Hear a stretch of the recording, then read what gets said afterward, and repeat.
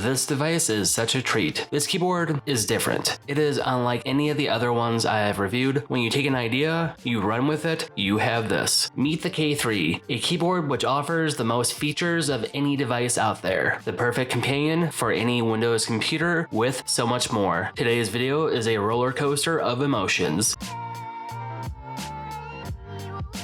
Hey, welcome back. It's everyone's favorite 23rd letter of the alphabet. It's V. Let's get started. This was sent to me a while ago to review. I kind of forgot about it, but I'm getting to it now, so let's go. This is the K3 mechanical keyboard. This can be picked up off Amazon under $300. It will be linked down below. This is their second version of this product. The first one had two variants, one with a chiclet style keyboard, the other one had a mechanical keyboard. The second version only has a mechanical keyboard. The specs for this device are, it's a 13-inch 720p screen, a 16:9 aspect ratio, a 10-point touchscreen, 60% of the NTSC color gamut, so the screen is not good for color accurate projects. It has PBT keycaps and Gatoron yellow switches. It weighs about 8 pounds. It is 13 by 12 inches for the dimensions. It's about the size of a laptop. There is no internal battery. Everything is powered by the USB-C port, connected to whatever device. There's no Bluetooth, no Wi-Fi, no internal battery. It's a hardline connection with USB-C. Some people like having a real physical connection because unlike Bluetooth, there's no issues with like latency. There might be some input lag. This primarily is best with Windows, but I mean, technically this can work with about anything. The company reached out to me. They only wanted me to test this out with Windows, but I'm going to try it out with everything and just see how it goes. Either way, this is a very interesting product. Inside the box, you have the keyboard. This thing is pretty heavy and beefy. It has a nice cover to protect the screen. It sort of looks like a sleep mask. Besides that, you have the instructions, the manuals, the usual paper stuff. You have a keycap remover. Because it is a mechanical keyboard, all the keycaps can be swapped out with custom ones. There's also a USB-A to Type-C cable, a power brick for pass-through charging. I think this is only 30 or 40 watt. A USB Type-C. Most of my devices are Type-C, so this is all I need. They also toss in a USB splitter cable. One end is USB Type-C, the other end is Type-A and HDMI. Typically, this is used to connect directly to the graphics card. Lastly, a little tool to help remove the expandable storage under the screen. Firstly, this thing is huge, like 3 phone books stacked on top of each other. There is a button on the side to adjust the screen when putting it down. The travel screen cover is made from leather, so it feels pretty nice. The screen has 3 positions, flat, 45 or 90 degrees. With the original, it was flat. It cannot be adjusted. A lot of people did not like that because it was kind of hard to see. With this version, everything can be adjusted. When moving the screen down, make sure you hold the button in or the hinge could break. Underneath the screen, there is a hidden slot for expandable storage with an internal SSD. The different sizes it can hold are on the screen. Inside the box, they give you like a carrot to hold down the SSD and a guitar looking pick to safely remove the internal storage. On the back side, there are ports for micro and full size SD cards, 2 USB-C ports, one to connect to a computer. The other one is PD for pass-through charging only. There are 2 USB-A ports for accessories. The last one is the on and off switch. Underneath, there are 2 different sets of feet, 4 different positions. One is shorter than the other. It can be raised up about an inch, and the other one can do about 3 inches. Each person types slightly a little bit differently. They give you about every possibility out there. The keyboard only has symbols for Windows, nothing for macOS. This is a Windows first accessory. It works primarily with Windows, but I mean it will work with Apple stuff, other manufacturers, but this is a Windows first product. This has a mechanical keyboard. Typing each key feels quite good and quite satisfying. While the typing experience is nice, it is really clicky compared to a chiclet keyboard. While, for example, my MX keys by Logitech is good to type on, it is quiet, but mechanical keyboards are a different breed. I have my Asus ZenBook for demonstration. It's more budget with an i5, 8GB of RAM, 256GB of storage. It's basic but usable. It has more than enough power to keep on an extra screen. Granted, the fans will kick up. It takes a few seconds for the K3 to power on. In Windows, I do have to adjust the aspect ratio because the resolution is a little bit different. Windows will recognize this as an extra screen, and the touchscreen works pretty good. The colors are decent, but not nearly as good as my laptop screen. The touchscreen is really responsive and quite usable. console. I am using Windows 10, so 11 might be a little bit different. I have no complaints here. Windows really works well with different form factors. This will mirror my main screen. I can have it extend to a separate one or close my laptop screen, and this can act as my main screen. Most tasks I throw at it will work just fine. Occasionally a little slowdown, but that's to be expected with only 8 GB of RAM. Xbox Gamer Pass works fine here. The text looks crisp enough for only a 720p panel. I wouldn't really use this screen for any heavy applications from like Adobe or gaming, but using it for shortcuts, maybe a chat for Discord, a toolbar for Photoshop, or just looking up some quick info on the web. This works really well for assisting a main screen. Having that wider rectangular form factor makes it easier for looking up information at a glance. Overall, if I need something like this for streaming or gaming, this works really good for that. Technically, this will work with most devices out there. It just really depends how the software is optimized to take advantage of it for like a touchscreen. I would love to test this out with Android. This would be perfect for like Samsung DeX. I don't really have anything Android in my arsenal, maybe down the road. Samsung, if you would like to sponsor me, absolutely. Hooking this up to my iPad Pro should seem like a nice experiment. Plug in the USB-C port and that is all. This will drain my iPad's battery a little bit faster because everything is powered from the iPad. The K3 does have pass-through charging. They were both touchscreen devices, so how well do they interact with each other? When connected, I can switch apps over from one screen to the other. Unfortunately, the touchscreen of the K3 does not work with iPad OS. I would assume it should, but it does not. But it requires a mouse or trackpad to like navigate around the second screen. Like, it's really unfortunate that the iPad Pro's software will not work with other touchscreens. The K3 does not lose any points here. I just wanted to test it out for science. This keyboard can still be used with my iPad for like expandable ports, the internal storage, the keyboard, or just using the second display for viewing content, but that's about it. The touchscreen here cannot be used while consuming any media. The iPad will move the audio over to the K3. It doesn't have internal speakers, so I can't really play any audio unless I use headphones. You know, it's ironic that the K3 does not work with iPad OS. How about macOS? Inside my laptop, I have the M3 Max. This should be more than powerful enough for this. Same process, just one Type-C cable to connect to it. It offers pass-through charging. Like, the charging speeds are a bit slow, so even when plugged in, it will drain my laptop's battery a bit slow. My MacBook Pro has some issues with the native resolution of the K3, so I do have to readjust the resolution. Unlike my iPad Pro, macOS will treat the touchscreen as like a mouse pointer. It is usable, but it's very awkward to use. When I use my mouse on a different screen, on a different monitor, and then I use a touchscreen, the mouse pointer will sort of disappear for a few seconds. The rectangular 13-inch is not native to Apple, so I do have to readjust each window I put in. Any app will kind of technically work here, but like the different form factor makes it sort of awkward to use. The K3 will work best with Windows. It almost feels native. With Mac, not so much. Trying to use anything from Adobe, from Premiere Pro or Photoshop is not really ideal here. Systematically, this is not meant for Apple. It will work with Apple stuff. There's really no symbols on the keyboard for macOS. I just wanted to try it out, but the overall user experience is quite poor. Primarily, if you're Team Apple, don't use this. With this being a mechanical keyboard, the typing experience is always really good. The keys and switches are always nice and clicky. Using this for a few weeks, I tend to get, on average, about 50 words per minute with maybe a few mistakes. I do have to hunt for the keys sometimes because I always use like a chiclet style layout. I'm not as familiar with mechanical keyboards, but maybe over time, I've used the RKF68 folding keyboard, and that hands down is the most feature-packed folding keyboard I have ever used. Mix that in with the K3 and a few others, and that's about it. On average, typing feels as good as those, and it's very super clicky, and the switches are very satisfying. For the typing part, this excels well for that. I could easily use this all day. The biggest advantage for this keyboard is the backlight. This thing has RGB backlighting to the max. If you love RGB colors, this thing has like 30 different presets. Each one can be adjusted to go faster or slower for even more customization. I'm not going to go over each one. It would take all day. To adjust the backlighting, hold down function, home, page up, page down, or end. Anything on the row at the right. I'm not a fan of RGB colors, but these are really cool. I do like the rainbow one.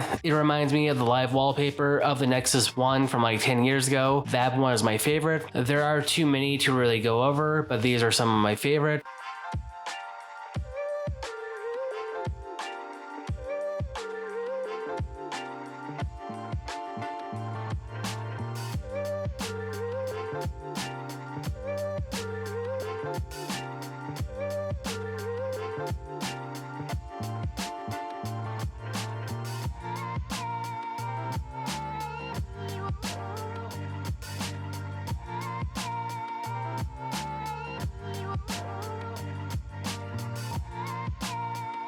At the end of the day, who is this keyboard really for? That is the million-dollar question. It looks and feels like a hybrid laptop. It's bigger than most of mine, and it weighs twice as much. It's not really a portable. There's no internal battery, Bluetooth, Wi-Fi. It connects only with a USB-C cable. It does offer expandable ports on the backside with a hidden M.2 tray under the display. The display is wide enough for displaying text or a toolbar. The price point is under $300, so it competes with some Chromebooks or cloud books for the same price range. There really isn't anything else on the market like this. It works really well with Windows, and that's about it. The touchscreen is equally as good on Windows. It almost feels native. Using this with anything Apple related should be passed on. If I had Android, I would love to use this with Samsung Dex. This seems like a no-brainer here. Typing on this feels like a dream, and my favorite part is the RGB lights. I could see this working well for content creators or video game streamers, for having a secondary display to assist the main one. Either way, the K3 is built nice. The keyboard and the backlighting are really good. It really needs to find its audience. As someone who is deep in the Apple ecosystem, I really want to use this daily, but it doesn't play nice with my gear. For anyone who wants a touchscreen on their keyboard, this is the one to get. So like always, it's V, stay classy. For those of you who like my content and want to stay up to date with my current videos, smash that bell and subscribe. I'm also on TikTok and Instagram. For anyone who wants to follow me on there, just search out Very Last Dollar. I also have a second YouTube channel I am working on called Bite Size V.